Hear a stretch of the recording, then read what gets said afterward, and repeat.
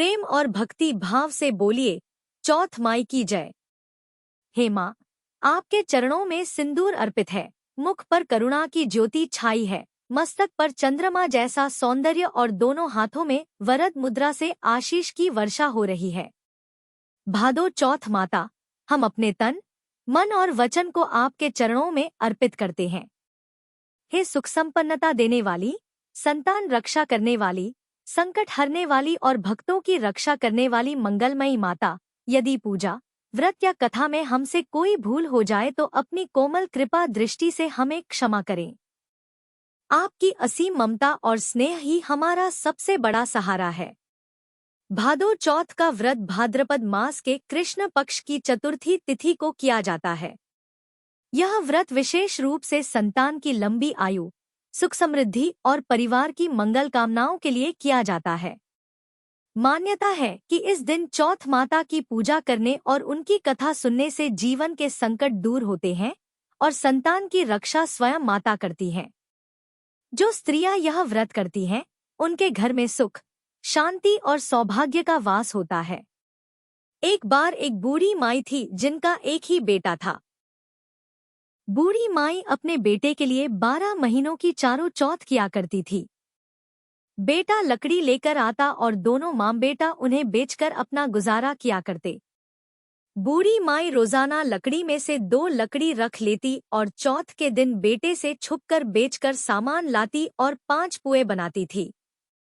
एक पुआ गणेश जी महाराज को, एक चौथ माता को चढ़ाती, एक ब्राह्मण को और एक अपने बेटे को खिलाती और एक पुआ खुद खा लेती थी। एक बार चौथ का दिन था तो बेटा अपनी पड़ोसन के घर गया। वहां वह पुए बना रही थी।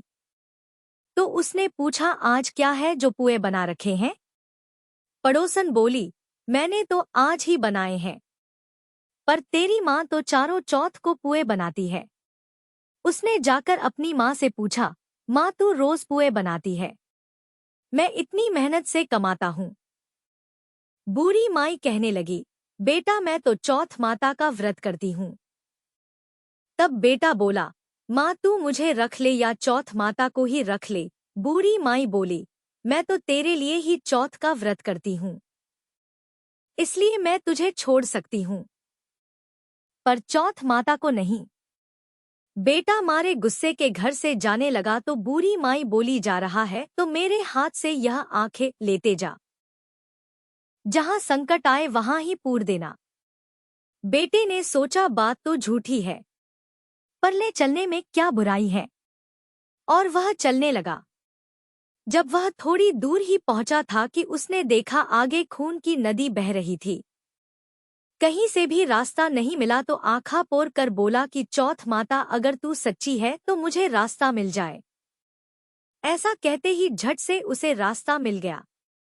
आगे गया तो घनघोर अंधेरा उजाड़ फैला हुआ था। उसने मन में सोचा कि मुझे शेर भगरे खा जाएंगे, इसलिए वह आंखा पूर कर फिर बोला, चौथ माता मुझे रास्ता मिल जाए, और तब चौथ माता की कृपा से उसे जल्दी से रास्ता मिल गया। वह आगे चला। जाते जाते एक राजा की नगरी में पहुंचा। वहां का राजा रोजाना एक आदमी की बलि देता था। वह एक बूढ़ी माई के पास गया और वह बूढ़ी माई उस समय रोती जा रही थी और रसोई घर में पुए बनाती जा रही थी। लड़के ने बूढ़ी माई से पूछा, बूढ़ी माई क्या बात है, तुम रो भी रही हो और पुए भी बना रही हो? बूढ़ी माई ने उत्तर दिया कि मेरे एक ही बेटा है जिसकी कल राजा बलि देने वाला है, मैं उसी के लिए पुए बना रही हूँ। तब वह बोला, बूढ़ी माई अपने बेटे की जगह मुझे पुए खिला दे, मैं उसकी जगह बलि चढ़ने चला जाऊंगा। बूढ़ी माई ने कहा कि मैं दूसरे के बेटे को कैसे भेज सकती हूँ, लेकिन वह नहीं माना तो बूढ़ी माई ने उसको पुए खिला दिए। अगले दिन जब राजा का संदेश मिला तो बूढ़ी माई ने सोचा कि मैं कैसे दूसरे के बेटे को बलि चढ़ने के लिए भेज सकती हूँ, मैं ऐसा नहीं कर सकती। लेकिन बाहर का शोरगुल सुनकर बूढ़ी माई का वह बेटा जाग गया और राजा के आदमियों के साथ चला गया। वहां पर मटके पकाने वाला आवा जिसमें कुम्हार मटों को पकाता है बना हुआ था, जिसमें किसी इंसान की बलि देने के बाद ही उसमें आवा पकता था। फिर राजा के आदमियों ने मिलकर उस लड़के को आवा में चुन दिया और वह आँखा पूर कर आवा में बैठ गया।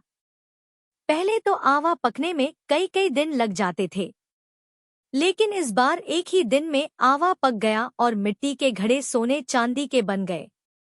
तभी वहां पर एक औरत झाड़ू लगाने आई। झाड़ू लगाते हुए झाड़ू में से एक कंकड़ उछलकर उन बर्तनों से जा टकराया। बर्तनों में से टन की आवाज आई। तो उस औरत ने जाकर राजा को बताया कि महाराज, आवा तो पक गया है। राजा सोचने लगा कि आवा तो कई कई दिन में पकता है, आज एक ही दिन में कैसे पक गया। जब जाकर देखा तो वहां पर तो मिट्टी के मटों की जगह हीरे, मोती और सोने चांदी के कलश हो गए थे और अंदर से आवाज आई कि धीरे से उतारो, अंदर आदमी है। आवाज को सुनकर राजा के आदमी डर गए कि अंदर कौन सा भूत प्रेत आ गया। फिर वह बोला कि डरो मत, मैं तो सिर्फ एक आदमी हूँ जिसको तुमने आवा के अंदर चुना था। आदमियों ने झांक कर देखा तो अंदर तो आग और राख की जगह पर हरे-भरे ज्वारे उग रहे थे। राजा ने पूछा कि तू अंदर जिंदा कैसे बच गया? तब बूढ़ी माई के उस लड़के ने बताया कि मेरी माँ चौथ का व्रत करती है। जब मैं घर से निकला था तो मेरी माँ ने मुझे आंखें दिए थे। मैं उन्हीं को पूर कर बैठ गया और चौथ माता की कृपा के कारण मैं बच गया। तब राजा ने कहा, मैं तुझे एक घोड़े पर बिठाकर साकल बांध देता हूँ। अगर वह साकल खुलकर मेरे बंध जाएगी तो मैं चौथ माता को सच्ची मान लूंगा। तब बूढ़ी माई का वह बेटा आंखें पूर कर बैठ गया और चौथ माता से सच्चे मन से कहने लगा, हे चौथ माता, अब तो तुम ही मेरी लाज बचाना। तब साकल खुलकर राजा के हाथों में बंध गई। राजा ने फिर अपनी पुत्री का विवाह उस लड़के से कर दिया और बहुत सारा धन उपहार देकर विदा कर दिया। पड़ोसन ने बूढ़ी माई के बेटे को आते देख लिया था, तो वह बूढ़ी माई के पास जाकर बोली, बूढ़ी माई, तेरे तो बेटे बहू आए हैं। जब बूढ़ी माई ने छत पर चढ़कर देखा तो सच में बेटे बहू आ रहे थे। फिर तो बूढ़ी माई ने बहुत धूमधाम से अपने बेटा बहू का स्वागत किया। हे चौथ माता, जैसे आपने बूढ़ी माई और उसके बेटे पर कृपा की वैसे सब पर करना। भादवा की चौथ माता की कहानी कहने वाले को, सुनने वाले को और हुंकारा भरने वाले को और उनके सभी परिवार वालों पर अपनी कृपा करना। प्रेम से बोलिए चौथ माता की जय। प्रिय श्रोताओं, यदि आपको भादो चौथ माता की यह महिमा और कथा सुनकर अच्छा लगा तो इसे अपने परिवार और मित्रों के साथ अवश्य साझा करें, ताकि माता का आशीर्वाद सबको प्राप्त हो। माता रानी सबकी मनोकामना पूर्ण करें। जय जय चौथ माई की।